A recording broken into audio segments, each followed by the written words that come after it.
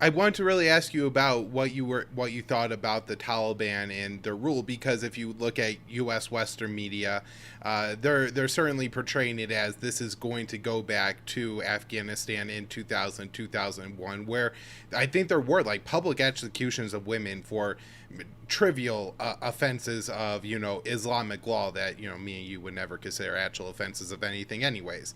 And Yeah. so I mean, it could be a horrific situation. At the same time, I don't know how many people who are members and active like leadership of the Taliban in 2001 are still alive today in 2021. I'm guessing it's not that many. Mullah Omar is dead, and several of his successors have been killed in the meantime. If you look at the Taliban fighters and some of the footage I've seen of them, a lot of them look young, certainly not older than me. So that means they were likely born, after 9/11 or around, the start of the war. Some of them have smartphones. The CNN lady, Clarissa Ward, I think is her name, was like in downtown Kabul. She had on a black burqa, but like her face was all exposed. She was wearing a lot of makeup. They were friendly with her. Then when she got closer to the presidential palace, they weren't like as friendly with her. And obviously this is like a white woman down there in a black burqa. Like they understood the PR that she was trying to spin, and they just told her to stand aside. It's not like they said get the hell out of my country or anything like that. So. Right. Uh, I don't want to say, and I certainly understand if I were living in Afghanistan and I were like some lady who signed up for a U.S. NGO and I've been like pushing women's education and or trying to be like a female journalist or something like that. I don't know if I would chance it with the Taliban, but it doesn't necessarily mean either that the Taliban are going to be horrible people. And there is like an international spectrum that we're okay with. Maybe they'll just be a little bit better than the Saudis towards their women. So I don't know if you have any thoughts on, what the Taliban might look like this time that they're in charge. Yeah, well, I mean, it's obviously really way too soon to say, but I gotta give you credit. I mean, I just interviewed Eric Margulies, and he said exactly what you said. Mullah Omar and his guys are dead. It's 20 years later. A lot of these guys are much younger, and um, their attitudes almost certainly are not as harsh on some of this stuff. As you say, it's the 21st century. These guys are your age. They only know the 21st century. And even in Afghanistan, it's not the old days, So um, now they could be absolutely ruthless and decide that, what, they've made a decision that from now on, every woman better cover every single part of her face or else they'll stone you for witchcraft or God knows what. I don't know, man. They could decide that. So far, they haven't behaved that way. And in fact, I'm following a couple of good journalists who were there, like Matthew Akins and Bette Dam. I don't think she's there, but she's retweeting a lot of great journalists who are there and stuff.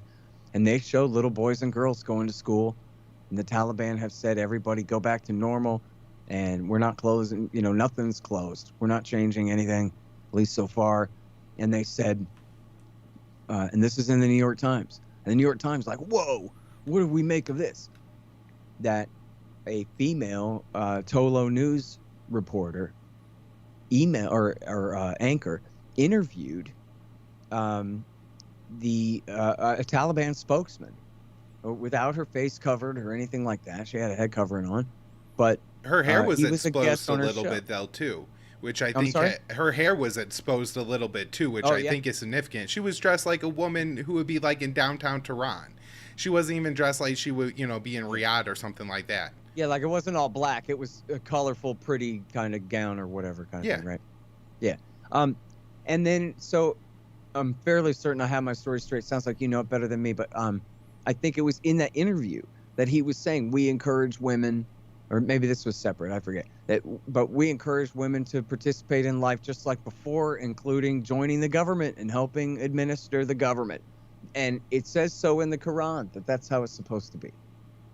And so, I don't know if that's how it's going to go from now on, but that's certainly a positive sign. And I'll tell you what, I learned this from Anand Gopal, and he really knows it from doing, so much in-depth reporting over there for years, that as, well, I'll get back to that in a second. But their the Taliban's interpretation of Hanafi rights, Sunni Islam, is always extremely austere and conservative on the far end of that spectrum, whatever direction you would think of that. But there are a few clicks to the left of the ancient Pashtunwali code that far predates Islam, and in a lot of cases is really the most probably sexist tribal code of conduct or whatever that you would call it in the world, at least currently. And so in other words, and as Gopal writes, on the most important issue, property ownership, can a woman inherit and own and buy and sell property? And the answer, according to the Taliban, is yes.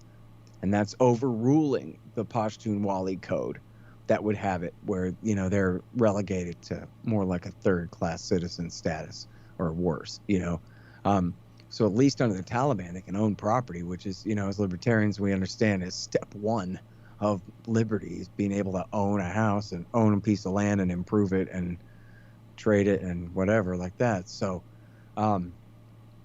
so that's something. And then, also, the Pashtuns are not predominant in Kabul, which is the most important city in the country right now. They are predominant in Kandahar city, and they'll have a very easy time of it ruling Kandahar city, I'm pretty sure. But in Kabul, unless they want to have, and maybe they don't give a damn, but unless they want to have, a real violent conflict and crackdown and real trouble ruling that city, they're going to have to compromise a bit on how other people are and how much that city has changed in the last 20 years. And so, they could be really bad. I don't want to play it down anyway, or I don't want anyone to get the impression I'm playing down. Well, I guess what I'm saying is that they're conservatives, not radicals, right? So they got some pretty right-wing views, but that doesn't make them the Khmer Rouge, and it doesn't make them ISIS, turning all of Western Iraq upside down. At least so far, their PR is, we are here to establish law and order. Everything is fine. Right. There is no crisis. See what a crisis there's not? That's so far their public relations. So, may they stick with that. I mean, why screw that up, right? If all of the power in the whole damn country just fell right in their hands. So what are they going to do? Completely blow it? I mean, maybe, but I don't know. They sure have an incentive to kind of play it right. In fact, I'm sure you saw the statement of Baradar, who's kind of the de facto new leader for now until the other bosses get back from Qatar. But he was saying, wow, this all happened even faster than we could have ever thought. And so we ought to take a minute to be grateful to Allah and kind of cool our heels and stop and think and figure out what we're going to do here without acting like jerks. I'm paraphrasing very roughly, you understand. But that was essentially what he was saying. And in fact, it must have been Bill Roggio from the Foundation for Defense of Democracies a few weeks ago, like maybe 3 or 4 weeks ago, Kyle, had published a thing that was like instructions from Haqqani Jr. I forgot. Jalaluddin Haqqani is the old dead one. Oh, it's Sirajuddin or something. Haqqani is the son. And he's kind of like an adjunct here with the Taliban, kind of joined their forces together. And he had issued these standing orders to Taliban fighters in the field regarding the taking over of army bases. And it was all essentially along these lines. Play it real cool. Treat all the soldiers with respect. Take their rifles and send them home.